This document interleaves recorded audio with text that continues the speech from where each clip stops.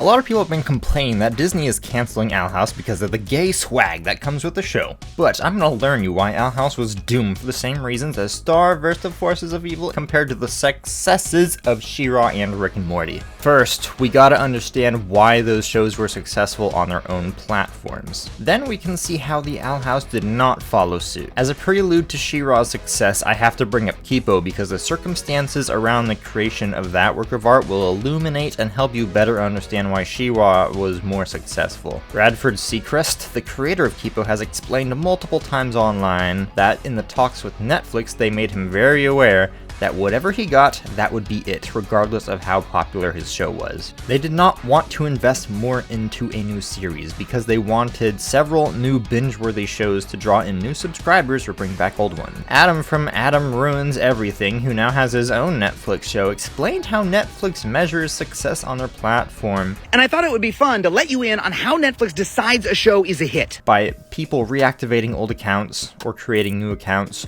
or the binging of shows. And if people watch the whole show all the way through in one sitting, that is deemed a success. They don't care how many people saw episode 1 or 2, they care about how many watched until the end and were so engaged they couldn't look away. For any new seasons of a particular show, each season typically gets less and less views than the previous, usually, because some fans fall off, some don't realize a new season has premiered, or never make time to continue watching. This is often different from animated sitcoms, where they usually gain more traction as it goes on because you don't need to follow this storyline to understand what's happening currently. That must be part of the reason why Netflix told Radford they wouldn't make any additional seasons regardless of success. Of course, the observation is speculative and we can hypothesize all day about how Netflix decides what shows they add to and what they don't. Netflix original series are known for their emotionally deep storylines that don't leave you guessing, unlike network television, Rick and Morty, where those sorts of cliffhangers are necessary to hold people hostage and drag them through the advertisements. Netflix has a lot more room to build a story and develop characters because they expect people to watch an 11-hour show in a couple of sittings. Being able to build a bond with characters without resorting to sensationalism like Rick and Morty does create a very powerful fan base, and as we've seen with the multiple times the S-pop community has gotten their dream of a She-Ra movie trending on Twitter multiple times, it creates longevity to the brand. Netflix subsists on that longevity. Rick and Morty does not have that longevity because it's not an emotionally driven story where we see characters develop in a meaningful way. Instead, we meet side characters with their own gimmicks and tropes to keep you laughing so you'll stick around after the ad break to watch some more. Unlike Netflix series, network television is harmed and damaged by long-running storylines that take hours to complete, the complete opposite of what Netflix is going for. They don't have the luxury of showing you a show wherever and whenever you want because they have a schedule. They have sports. They alternate shows that a multitude of audiences care about. I remember when I was a kid and I saw Full Metal Alchemist Brotherhood on Adult Swim for the first time, which is story-driven, so I had absolutely no idea what was going on. I just thought Monster Form Envy looked dope as heck, and that's what stuck out to me. Network TV makes a boatload of money through advertisements, so they can afford to spend copious amounts of money on a single episode. It's like that one sitcom where each episode cost them like $2 million to make. I forget the name because I don't watch it, but it's really no surprise when one popular sitcom gets a colossal budget as tens of millions for a season, where maybe 1 or 2 million is the budget for an anime. Long format shows like She-Ra, Kipo, and other anime appeal to a very wide range of audiences, so advertisers are afraid to show their products when a network airs those kinds of shows, like the Owl House. Long format shows that give people the emotional itch, and every element a story can provide appeals to people of every age, which is a dilemma if you plan on selling Beyblades. You want a show that's marketed for kids, made exclusively, or maybe you're Corona Light, and you want to make sure the adults who watch Rick and Morty are seeing your beer halfway through the Ricklantis mix-up. What's happening? Going into an act break. When networks create episodic content, shows with episodes you don't need to watch in sequential order, and episodes they can air again and again for years to come without any pre-episode, 2-part or 3-part, they don't need to air it in order. A cartoon that begins at home. The characters have their adventure, then return home and do it all again, the following week with no storyline that is affected the show in the long run. You can make something that targets a very specific demographic when you do this. Once advertisers know who your demographic is and they get ratings to see how popular it is amongst that demographic, the money absolutely pours in, which enables the network to drop $2 million on a one-off episode, because they'll make more than that in advertisements years to come.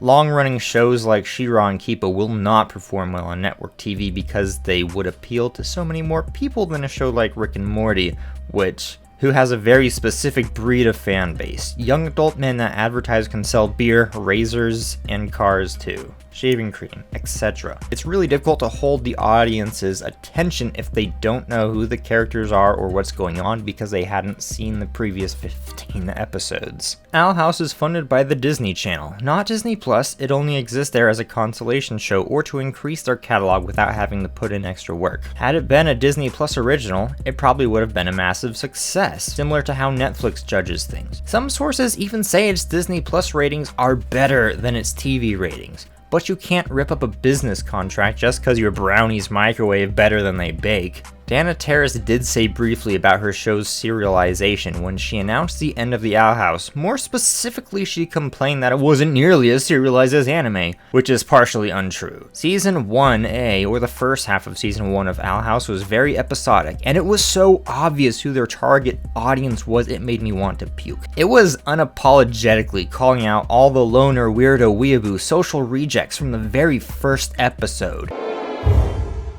Weirdness. I like editing anime clips to music. Do you have any friends? A place for those considered unsuitable for society. Oh, you'll fit right in. Meow meow. I write fanfic. They're all just a bunch of weirdos like me. There's no place in society for you if you can't fit in. My weak nerd arms. Us weirdos have to stick together. Self-doubt is a prison you could never escape from. That may make you weird, but it also makes you awesome, don't you see? Us weirdos have to stick together. I practice the ancient art of fanfiction. I don't fit in at home. You were their market. Thankfully, this dissolved in the rest of Season 1 as the storyline kicked in and episodes started to matter more than they did before. We got to Season 2 and it's basically serialized. A few one-off episodes totally unrelated to the plot here and there, but for the most part, every episode mattered in the grand scheme of the show's canon. If you hadn't watched the episodes in sequential order, it becomes difficult to follow along. I believe this to be what spelled disaster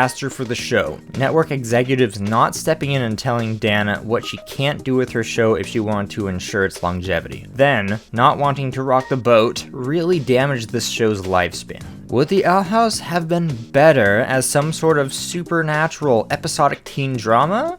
Who knows? We know those work really well, but probably wouldn't have been cut so fast if the show adhered to the network format. Rick and Morty makes meta jokes about specifically not doing that. Even though the fans want to know about evil Morty and Rick's past, the creators have Rick break the fourth wall multiple times to say that ain't what the show's about. Episodic adventures or bust, and none of that serialized drama, like the Owl House. The idea was to get back to simple adventures. The Citadel runs on canon.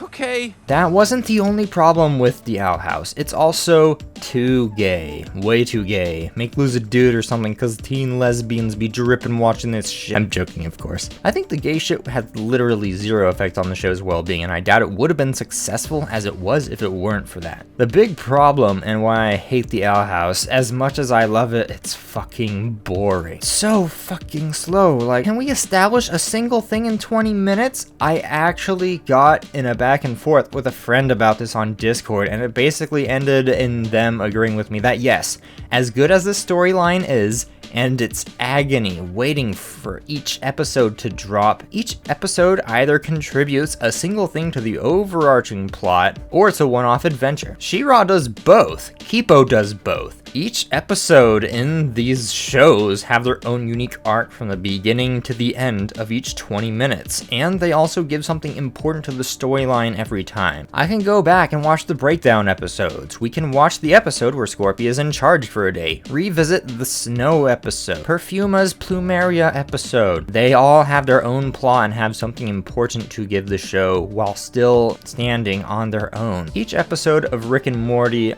only has something to give that singular episode, because that's how they roll in network TV. Owl House doesn't do that in half their episodes. I feel like people are going to get mad at me for beating up on the Owl House, so let me just say this. I looked forward to each episode of season 2B, waking up every morning counting the days till the next drop. I love the show, but I also hate its flaws. It's like if you love your boyfriend, but he leaves a mess everywhere. You go and can't help but yell at him sometimes, okay? I don't hate it, I just hate certain things about it. I could tell you what I hate about She-Ra, the gays. You could make the argument that She-Ra's plot moved forward too quickly, didn't give their stuff time to breathe, and if that's what the Owl House is going for, they are masters at letting it air out over long periods of time, because literally nothing important happened in the Philip episode. It could have never happened. It didn't need to happen. Also, Bellis was a great villain and the Collector was thrust in too fast. Okay, bye.